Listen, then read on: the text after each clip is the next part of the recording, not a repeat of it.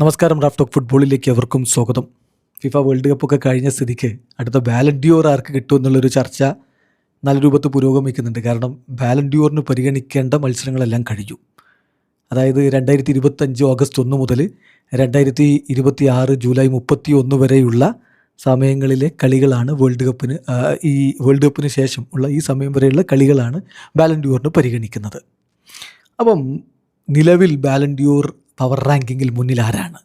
നമ്മൾ 8 പേരുള്ളൊരു power ranking, ബ്ലീച്ചർ റിപ്പോർട്ടിൻ്റെ power ranking നമ്മളൊന്ന് പരിശോധിക്കുകയാണ്. 8ാം സ്ഥാനത്താണ് ഒസ്മാൻ ഡെംബലെ. നിലവിലെ ബാലൻഡിയോർ ജേതാവാണ്. വേൾഡ് കപ്പിൽ മോശമല്ലാത്ത പ്രകടനം നടത്തിയിട്ടുണ്ട്.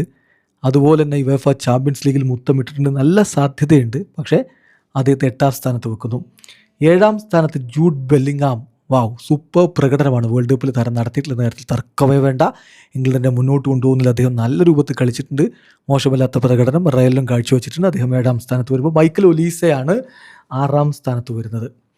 ഒലീസയെ ബയേണിൽ കളിച്ചൊരു കളി അത് കിടിലനായിരുന്നു. അതിൻ്റെ ഒരു തുടർച്ച അദ്ദേഹം വേൾഡ് കപ്പിൽ നടത്തി. 7 അസിസ്റ്റുകളുമായിട്ട് പുത്തൻ ചരിത്രവും കുറിച്ചു. എല്ലാവരും അദ്ദേഹത്തെ ശ്രമിക്കുന്നൊരു സമയമാണ്. ബാലൻഡിയോർ പവർ റാങ്കിൽ 7ാമത്. പവർ റാങ്കിൽ 5ാമത് കിലിയൻ എംബാപ്പെ. എംബാപ്പയ്ക്ക് ബാലൻഡിയോർ കിട്ടുമെന്ന് വരെയൊക്കെ പറയുന്നവരുണ്ട്. വേൾഡ് കപ്പിൽ ഗോൾ അടിച്ചങ്ങ് തിമിർത്തു. 10 ഗോളുകളാണ്, 4 അസിസ്റ്റുകളും ഉണ്ട്.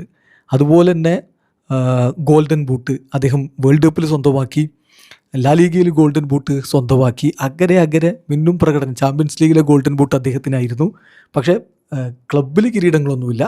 ദേശീയ ടീമിനും കിരീടങ്ങളില്ല എന്ന കാര്യം ശ്രദ്ധിക്കുക. എന്തായാലും എംബാപ്പെ വരുന്നു. 4ാമത് റോഡ്രി.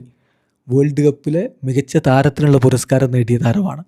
നല്ല സാധ്യത ഇത്തവണത്തെ ബാലൻഡിയോറിന് റോഡ്രിക്കുണ്ട്. അദ്ദേഹം 4ാമത് വരുമ്പോൾ 3ാമതാണ് ലമീൻ യമാൽ. ലാലീഗയിൽ നന്നായിട്ട് കളിച്ചു.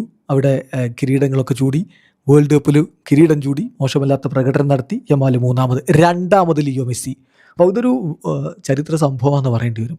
39-കാരൻ ഈ ഒരു ബാലൻഡിയോറിന് പരിഗണിക്കപ്പെടുക. അത്രയും മികച്ച പ്രകടനം. എന്തായാലും അദ്ദേഹം MLS നന്നായിട്ട് കളിക്കുന്നുണ്ട്. ആ ക്ലബ് ഫുട്ബോളിലെ കളി എത്രത്തോളം ഇവിടെ പരിഗണിക്കുന്നുള്ളത് കണ്ടറിയണം. കാരണം അത് MLS. പക്ഷേ ഈ ഒരു വേൾഡ് കപ്പിൽ അദ്ദേഹം കളിച്ച കളി അതിനെ കൈയടിച്ചേ പറ്റൂ. 8 ഗോളുകളുണ്ട്, 4 അസിസ്റ്റുകളുണ്ട്. 39-കാരൻ ലോകത്തെ വിസ്മയിപ്പിച്ചതാണ്. എന്തായാലും വേൾഡ് കപ്പ് നേടാൻ പറ്റിയില്ലെങ്കിൽ പോലും അദ്ദേഹത്തിൻ്റെതാണ് ഈ വേൾഡ് കപ്പ്. ഫിഫ അദ്ദേഹത്തിന് ബെസ്റ്റ് പ്ലെയർ പുരസ്കാരം കൊടുത്തില്ല എന്നുള്ളത് ശരിയാണ്. എന്നാൽ പോലും ആരാധകരുടെ ഹൃദയത്തിൽ അദ്ദേഹം തന്നെയാണ് ബെസ്റ്റ് പ്ലെയർ ആയത്. അപ്പം ബാലൻഡിയോർ പവർ റാങ്കിൽ 2ാമത്. 1ാമത് ഹാരി കെയ്നാണ്. അദ്ദേഹം വേൾഡ് കപ്പിൽ മോശമല്ലാതെ കളിച്ചു.